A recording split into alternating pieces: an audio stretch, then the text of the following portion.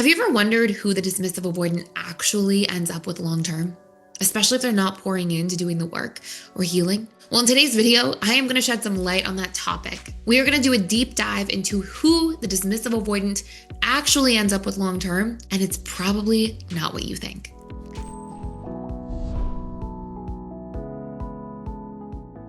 First and foremost, I want to just start by illustrating this story with a client that I had. I had a client, we'll call him Bob. Specifically from Bob's story, I'm going to share with you 7 core breakthroughs, these sort of aha moments that Bob had in terms of realizing the way he was showing up in a relationship and how this can really illustrate how unhealed dismissive avoidants are likely to show up long term if they never really commit to gaining insight or being willing to do the work. Bob came to me in his early 60s.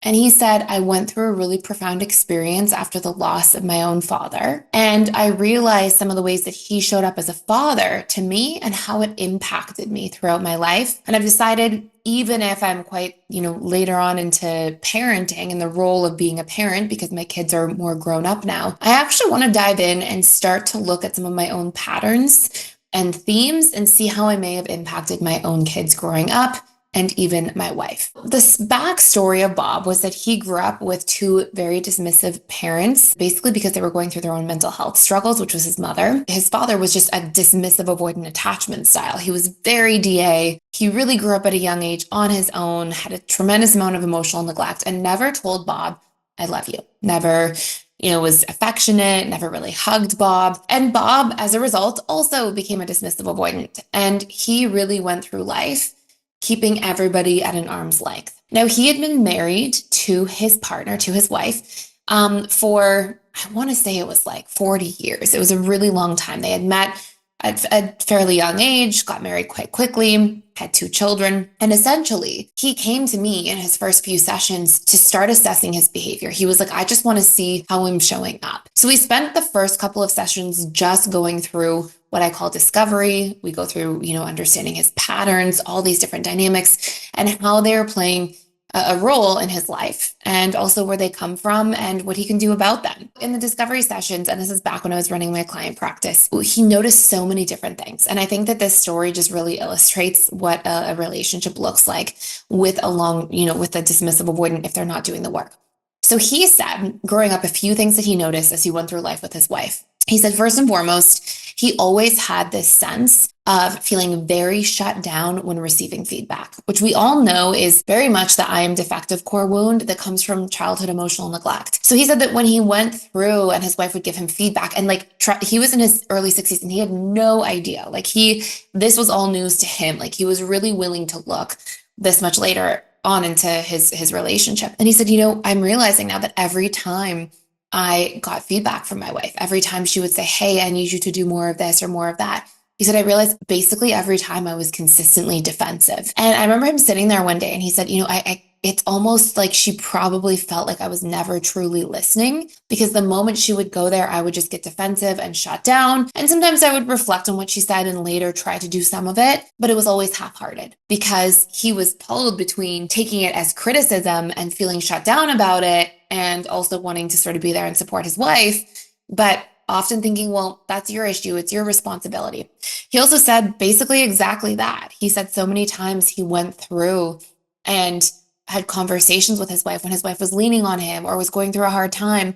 And he said he would be there initially, but he would get impatient quite quickly because he would keep returning to this space of thinking, oh, okay, I'll be here for you, but okay, that's enough now. This is yours. This is yours to deal with. And we know that in healthy relationships, 2 of the first cornerstones of communication are we have to be able to be present when somebody's giving feedback and be willing and open enough to consider it. And then we also want to make sure that we're able to be there in an interdependent relationship to support each other. There is a certain degree of truth to somebody being able to deal with their side of the road, right? And that being a real thing, but they shouldn't be mutually exclusive. It shouldn't be one or the other. There shouldn't be, that's just yours, you deal with it now, or I'm going to take care of it all for you. There should be, hey, you can lean on me and I'm going to be here. And I'm going to trust that you can also move through this yourself, right? We ideally want both of those things. So some of the initial feedback that he noticed as we were going through some of his patterns, that he really struggled the entire marriage to be present and to really listen and take things in without getting defensive. And he also really noticed that he was constantly in this state of feeling like, hey, that's not really mine. That's not really my problem. And the third big thing that stood out to me, and you have to remember, like dismissive avoidance, if you don't get modeling for something, I heard this term once and it's like, it's an unknown unknown. You don't even know that you don't know something, right? It's not like, oh, there's a fact that exists and I know I just don't have the fact yet. It's like you don't even know that there's a fact that exists, right? So, and this is so true for so many dismissive avoidants. So he was in particular in a place where he was going, I didn't even know how important it was to be present. I didn't even know, what it meant to be present really and why that would be meaningful. And so he said one of his biggest regrets is he started to learn, and we had to do a lot of like self-forgiveness work and things around this, but he said one of his biggest regrets was that he wasn't present enough as a father at times and wasn't present enough as a spouse at times. And I think it really impacted him that he wished he had done that at an earlier time. And as he started to realize the impact of it, he made an effort to do that going forward with both of his kids, right? And it actually benefited the relationships a lot, even though his kids were quite a bit older at that point. It was still meaningful, right? It's still meaningful to be able to do that. So that's number 3, like not really being able to showcase that presence. Okay. Number 4, and this was a big one, he said that he realized as we were sort of talking about different parts of the work that he never really thought that he had needs from anybody else. What that meant is that because Bob didn't know that he had needs in a relationship, he constantly felt like he was supposed to meet certain needs for others. And he would regulate that by trying to not overextend himself because he didn't realize that he could receive reciprocally. I'll give you an example. He said that, a lot of times his wife would ask him to do things, right? Hey, can you be more affectionate? Can you be more validating, more encouraging? And he said he would try to do some of these things, in bits and pieces here and there and make sort of an effort. But he said that he always felt like, well, I don't need anything from you. So why do you need things from me?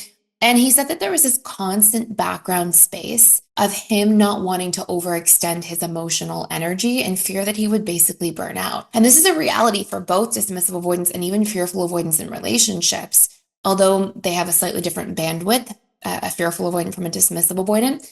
But essentially, a lot of dismissive avoidance, they don't realize they have needs from other people. And they do. They want to be appreciated and acknowledged. They appreciate receiving support, empathy, understanding. They really value being accepted and having a place that they can open up slowly over time and not be judged. They, very much obviously need freedom, autonomy, independence. They have relationship needs, but they are not consciously aware of them at all. They're just essentially things that people will do for them every so often, and they'll feel good about it and feel connected, but they don't realize that because this person does this for me and I feel good about it and I receive it well and I yearn for more of it means that it's a need in a relationship.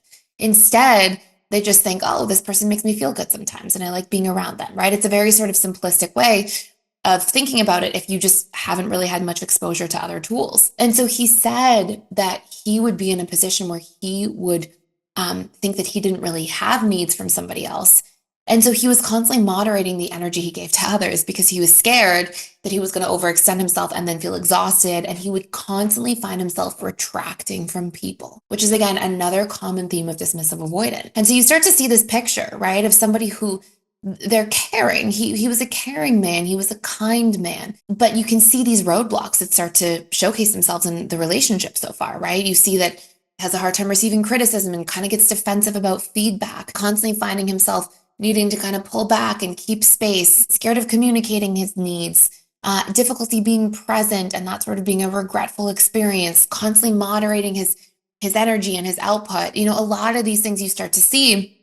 And so you start to see this picture, and we still have a couple more to cover, but you start to see this picture of somebody who is there, but they're not fully there, right? They're not fully all in because they don't have that capacity or bandwidth to be. And this brings me to that next point, which sort of leapfrogs off of our last one. Point number 5 here is that his emotional bandwidth was constantly diminished. One thing that he really realized as we started doing the work together, this wasn't in the early discovery part, but one thing he came to me and said is he was like, I realized that I actually feel good and have more room and space to be around people when I'm not in this place of constantly protecting my energy. And instead, when I'm in a place of being able to speak up about what I need or share things or feel like I can be more like myself. And we're going to come into that in just a second because that's a really big one. But he found that he was constantly withholding himself. And as he started to let his guard down and be more vulnerable, that's when he started to feel a little bit more comfortable with people. and didn't need to retreat so much. And so again, you see this picture of this person who long term, they're not fully immersed, right? They're not fully in relationships or have that capacity to be fully present in the way that they would want. I just wanted to pop in here and let you know we are doing a 7-day free trial to the All Access Membership Pass at PDS, which means you get access to literally everything inside of the school. And this includes the 4 live webinars I do with our students every single week. And on top of that, you get access to all of our different courses. We have over 55 different courses on relationships, communication, boundaries, emotional mastery, guilt and shame, learning your needs, so many different facets that are really important to master our lives and feel really good about our lives going forward. And last but not least, there's a daily community event.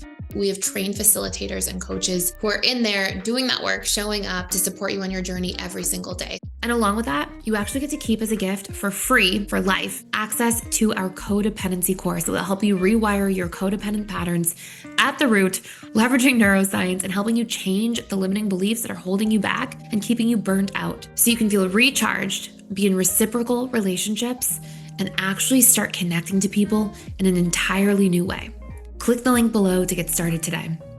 The next major piece here is that a lot of times he realized how much he was hard on himself. And so he would put these huge boundaries around people because he was scared of being seen. And he realized that like when he started to be more accepting of himself, he was finally able to let his guard down and be more of himself with people. So there was this constant, not just withholding of his energy in order to regulate himself, but actually this withholding of like his personality. And he said, people would get different parts of him. His friends would get different sort of parts of him, the sort of humorous, funny version that like to have a good, intellectual debate. And then he said his spouse would get certain parts of him, that attempt to put in that effort, that role of being a father and trying to be consistent and steady. And that was a big way that he gave love. But at the expense of that consistency and steadiness, was this fear of like looking outside of the box and checking in and gaining insight and being able to be more present or more invested. And so again, these were really big learnings. And for him in this one in particular, he realized that he wasn't sharing all of himself with everybody and that he could be more funny around his wife and